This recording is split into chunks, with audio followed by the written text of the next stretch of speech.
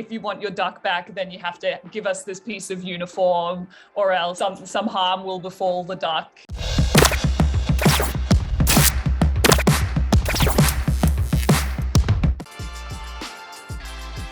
The best part is you get to go and race and represent your country, and you get to be a member of the Australian Dolphins team, which has such a rich history. You also get to travel all around the world. Like I've been to nearly 30 different countries. I had to get a new passport recently not because mine expired, but because it ran out of space, because I've been to that many countries and had that many stamps. Some of the hard things, the early mornings. Both Bronte and I did 12 years of 5 a.m. in the water. That means like getting out of bed sort of 4:30 or even earlier. And we used to do that during school as well. So we used to train before school and after school. The hardest thing is that to succeed in the sport, it's just a lot of work. There's no secret recipe or silver bullet. Unfortunately, that's it. I'm pretty similar to Cate. The best thing is always traveling around and all the experiences that you get, and think about complaining. I remember what it was like when I was 7 and watching the Olympics and knowing that that's what I wanted to do, and you're living out your dream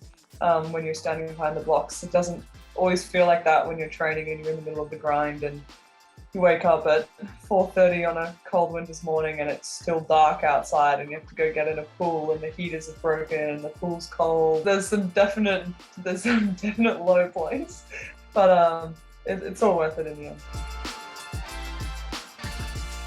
Yeah, it's very, very different. So walking out and being one of the flag bearers alongside Paddy Mills was just an incredibly special experience, and you just felt so grateful to be able to be there.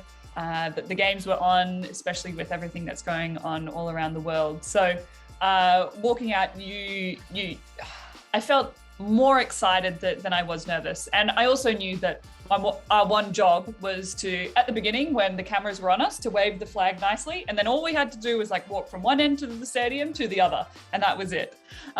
So I was pretty confident that we could manage to do that. Standing behind the starting blocks of an Olympic Games for an Olympic final is a lot more nerve-wracking. There are a lot more nerves, and I feel like it's more of a high stakes environment, and you know that you've got less than a minute to put together all the work that you've been doing for all the years that you've been training, and hopefully swim a really good race. So the one thing that I probably really like to get across to your readers is that everyone gets nervous.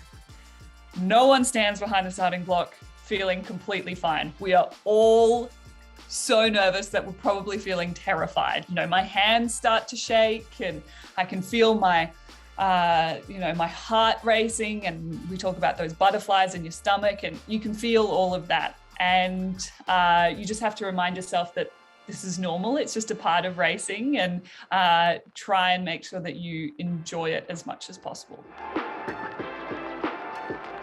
Look, I mean, as I said in the book, forgetting my passport was pretty big in going to Rio. That's a pretty big one to forget. I mean, I left my glasses in Tokyo this time. I left them behind, and Cate stayed a few extra days, so she managed to find them for me. I'm like a Bermuda Triangle. Things just like disappear all around me. So the glasses were something I forgot in Tokyo, but I did pretty well in Tokyo, not forgetting too many things that I know of. Oh yeah, I forgot to pick up my medal box. So you get your medal, and it gets given to you, and then later on in a few days time you get the box that you keep it in. So there's like normally a beautiful wooden box, so you can keep it like nice and safe, and in the bottom of the box there's a little pin that you can wear on your suit or your lapel, which is gold, silver or bronze, that shows you what colour medal you won. Yeah, I left that. Someone's always picking up stuff for me. The team manager brought it back for me, and I can get it after. They sent around a note to the whole team like, who has not got their medal box yet? And it still didn't click that it was mine. It took me a while to figure it out.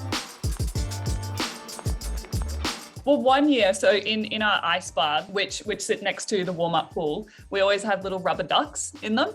And one year there was like this battle between Australia and the British team, because they kept on stealing our ducks and then sending us ransom notes. So like, if you want your duck back, then you have to give us this piece of uniform, or else like some harm will befall the duck, and things like that. So that was pretty fun. In terms of pranks, I scare very easily, and Bronte just loves hiding around corners and leaping out at me and giving me frights. And honestly, she doesn't even need to try that hard. She could just walk into a room and go, bah, and I'd jump. Sometimes she's like hidden around doors for a good couple of minutes waiting for me to come out.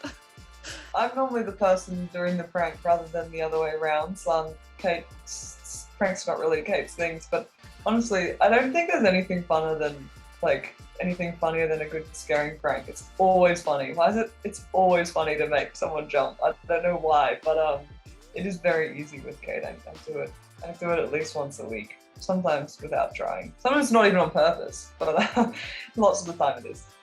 Sometimes I'm not trying. Sometimes I'm literally just not trying. I'm just walking into a room and saying good morning, you know?